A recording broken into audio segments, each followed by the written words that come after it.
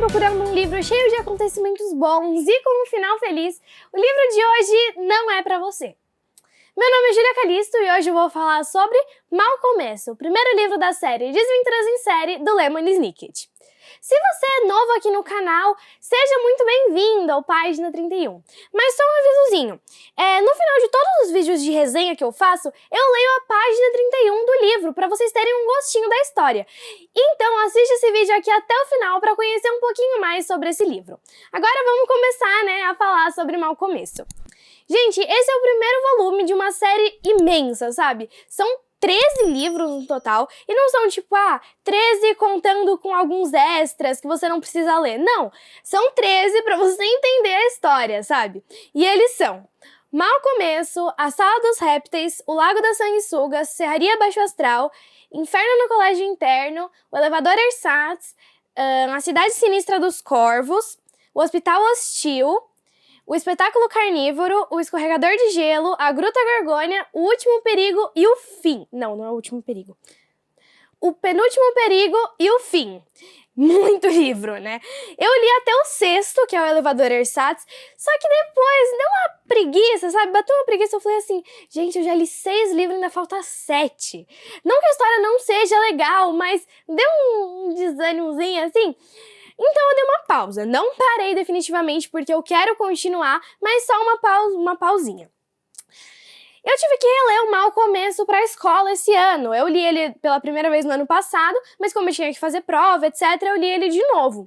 E aí coincidiu de que no tempo ali que eu tava terminando o Mal Começo, eu precisava fazer algum vídeo aqui no canal. Então eu soltei uma caixinha de perguntas lá no Instagram, perguntei pra vocês entre 3 livros qual vocês preferiam resenha, e gente, Mal Começo ganhou assim de lavada, sabe? Por isso estou trazendo essa resenha aqui pra vocês.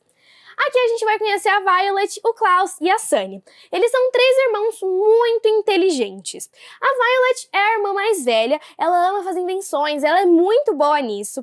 Então toda vez que você vê ela com uma fita assim amarrada no cabelo, quer dizer que ela tá pensando em alguma invenção.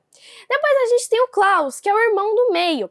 Ele é um menino muito culto, ele adora ler, ele tinha uma biblioteca gigante assim na casa dele, e ele tinha lido muito daqueles livros, sabe? Ele também tem um vocabulário bem grande.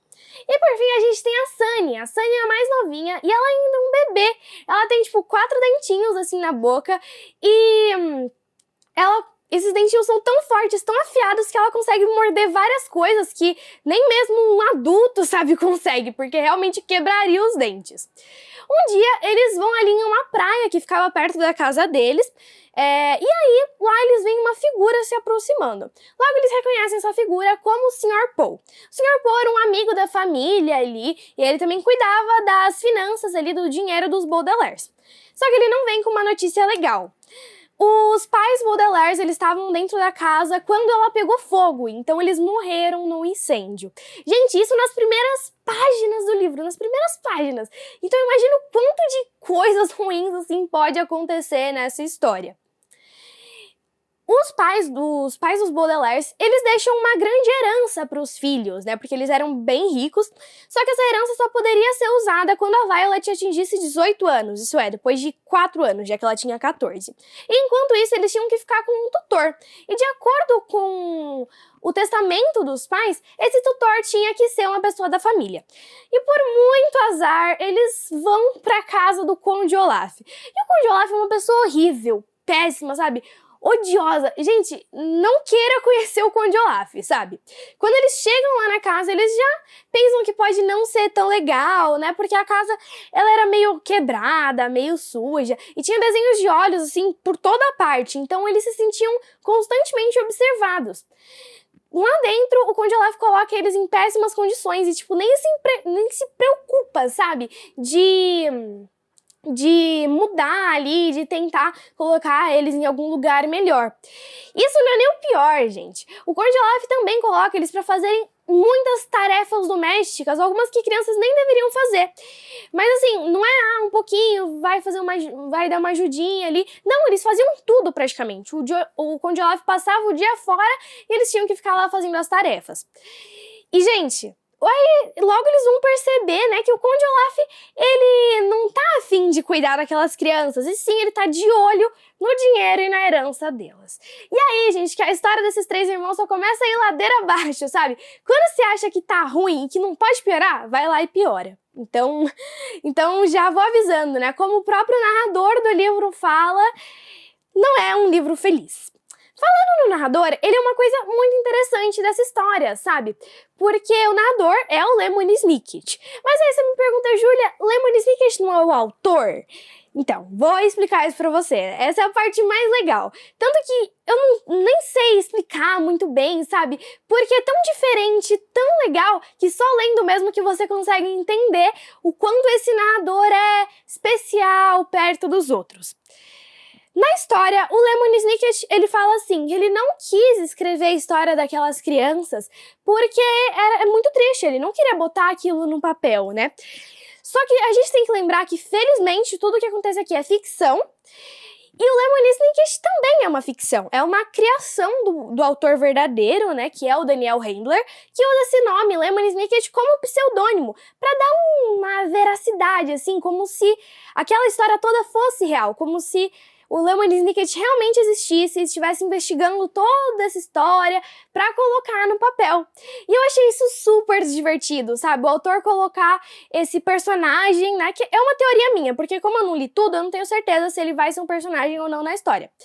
Ele colocar esse personagem como o autor do livro, eu achei isso muito legal. E o Lemony, em vários momentos, ele vai conversar com o leitor.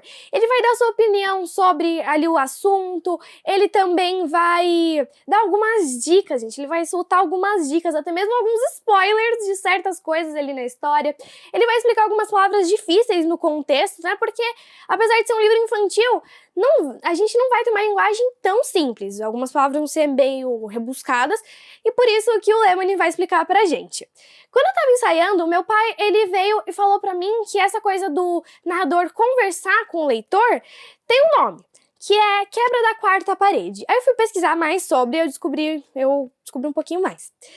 Quarta parede é tipo uma parede imaginária que separa o leitor, o espectador, né, dependendo que tipo de história que é, do narrador, do personagem. Enquanto a gente tem a quebra dessa quarta parede, é quando o narrador, quando o personagem interage com esse espectador. Então, eu acho que eu já devo ter falado disso em algum dos livros aqui no canal e agora eu já sei qual termo usar direitinho. No final do livro, o Lemony Snicket, ele vai mandar uma carta pro editor dele falando sobre os acontecimentos do próximo livro. Então a gente vai ter mais spoiler dele mesmo, né? Acho que a melhor maneira de receber spoiler é ali do personagem, do narrador da história. Agora, mudando de assunto, vamos falar sobre esses personagens mesmo, né? A gente não vai ter muitos personagens, vai ser tipo os protagonistas, alguns secundários, não vai ser tipo Eragon, Senhor dos Anéis, que às vezes aparecem uns personagens e você fica, meu Deus, quem é você, sabe? Que é muitos personagens. A gente vai ter esses pouquinhos personagens que são muito bem construídos, muito bem estruturados, sabe? Eu achei isso muito bom porque, apesar de alguns ficarem mais de plano de fundo, eles vão ter uma característica, eles vão ter ali um momento só pra eles, sabe? Eu gostei bastante disso. Por exemplo, o Sr. Paul, ele sempre tá tossindo. Então, qualquer coisa, assim, que você lê relacionada à tosse nesse livro vai estar relacionado de alguma maneira ao Sr. Paul. Os três irmãos também vão ter ali suas características especiais, né? Mas eles não vão se limitar só a elas, eles vão estar constantemente surpreendendo nós leitores, porque eles podem não ser bruxos ou filhos de um deus, mas eles vão mostrar que imaginação, conhecimento, inteligência são superpoderes, assim, reais. Eles vão ler muito, a relação deles com os livros vai ser muito legal, e eles vão mostrar a importância de ler, a importância dos livros nessa história. Várias coisas sem os livros aqui não seriam possíveis. A gente vai ter um foco bem grande neles, não vai ser tipo, a gente não vai ter mudança de ponto de vista, sabe? A gente não vai acompanhar outros personagens, a gente vai ter um foco mais neles. Mas claro, a gente vai precisar de alguns outros personagens pra história andar um pouquinho, e a maioria deles são adultos. Só que, gente, sinceramente, eles não têm assim um comportamento parecido com o de um adulto, às vezes, sabe? Não sei como eu posso explicar isso pra vocês, porque, por exemplo, o estereótipo, assim, de uma pessoa adulta é uma pessoa comprometida, compreensiva, que trabalhadora, sabe? Só que eles não vão ser assim. Eles vão estar subestimando os Baudelaires várias vezes, simplesmente por serem crianças, sabe? Eles vão tentar avisar, o Conde Olaf não é uma pessoa legal, mas quem disse que os adultos vão escutar? Sabe? E eu acho que isso é tipo uma crítica aos adultos que realmente fazem isso, as pessoas que subestimam as crianças simplesmente por elas serem menores, sendo que várias vezes elas acabam até sendo mais inteligentes. Infelizmente, o Conde Olaf é o adulto mais esperto dessa história, que vai dar vários nós ali nessas crianças, vai deixar vários desafios e obstáculos para elas. A classificação indicativa de mau começo é para maiores de 9 anos. Apesar de ter essa coisa da crueldade, da maldade do Conde Olaf, é um livro infantil que tem várias coisinhas, mensagens, assim, coisas para ensinar. Apesar de ser triste, a gente também vai ter alguns momentos fofos entre os Baudelaires, principalmente coisas relacionadas ao companheirismo, sabe? Porque às vezes eles estão ali na pior situação, mas porque eles estão juntos, eles vão tentar ali superar. Esse livro foi publicado pela primeira vez lá fora em 1999 e aqui no Brasil em 2001 pela editora Seguinte. E assim, já saíram 2 adaptações dessa série inteira, né? A primeira foi com o filme em 2004 e a segunda foi com a série em 2017. Gente, Desventuras em Série, pelo menos os livros que eu li, Mau Começo especificamente, é um livro muito bom, realmente super indico pra vocês. Não vão esperando que seja uma história feliz, mas a gente vai ter personagens incríveis, a gente vai ter várias aventuras que eu espero muito que vocês gostem. Agora, antes da gente ir para a página 31 do livro, queria falar com vocês sobre o meu link da Amazon. Se vocês quiserem comprar qualquer coisa na Amazon, gente, mas qualquer coisa mesmo, por favor, utilizem o link do canal. Vocês não vão pagar nada mais pela compra e vão ajudar bastante a página 31, porque uma comissãozinha vem pra mim e assim eu posso trazer mais livros legais pra vocês. Agora, vamos ler a página 31 desse livro. Se você quiser imaginar que é uma história realmente feliz e que eu só tô falando isso pra brincar, pode ir embora do vídeo, pode ir embora. Mas se você quiser saber qual é a verdade, continue aí.